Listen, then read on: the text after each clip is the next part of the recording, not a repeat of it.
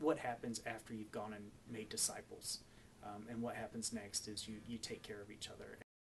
Doing those things, empowering some of our volunteers that we already have through all of our different churches to kind of unify in one place, and empowering them to do those things is a way of proclaiming the word. It's church universal, but it's also a way for us to go out and do other things and transform lives. And we said, what would it look like to practically do it? And we said, just start. Just start. And so we did. We said, we're going to do a garden, and we're going to start as simple as we can, just to grow some leafy lettuce and some broccoli. And our goal is to supplement 2 of our soup kitchen weeks. Our Ministerial Association food pantry, our soup kitchen, feeds about 60 folks each Wednesday, 60 to 100. And we said we want to provide the vegetable sides for 2 of those meals. 2 of those meals, 120 folks out of a little garden behind the church. That was our goal. One of the aspects of community garden, one of the phases is going to be out at the Chester County Prison, and this is and we'll have a number yet undetermined of raised beds here for us to work in. Kitchens, provide food for some of the soup kitchens, possibly sell at the farmer's garden to make this a self-sustaining ministry and a self-sustaining program here in Chester County.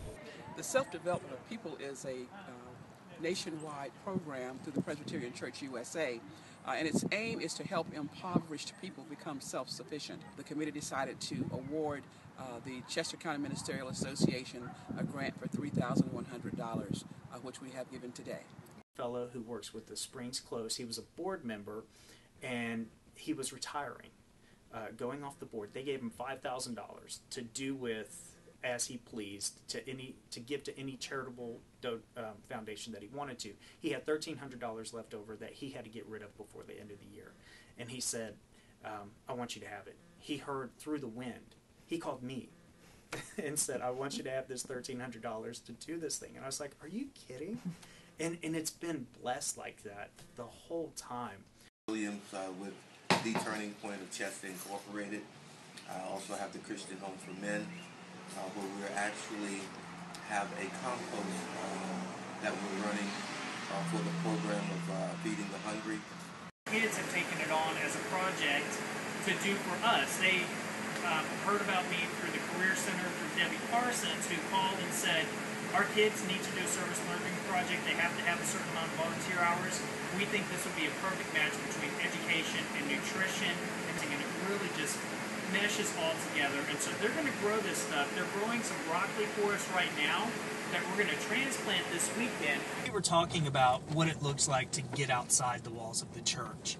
And that is one of the reasons why our whole conversation at this Ministerial Association started, was what can we do outside the walls of the church. And when we started about looking out at the bigger needs of the community, and we started looking at our census data and some other things like that, we started talking about that. So really, had we not been having those conversations, been open to dwelling in the Word, seeing where the Spirit was moving already in our communities, we probably wouldn't, well, I know we wouldn't be where we are today. God's constantly told me, get out of my way.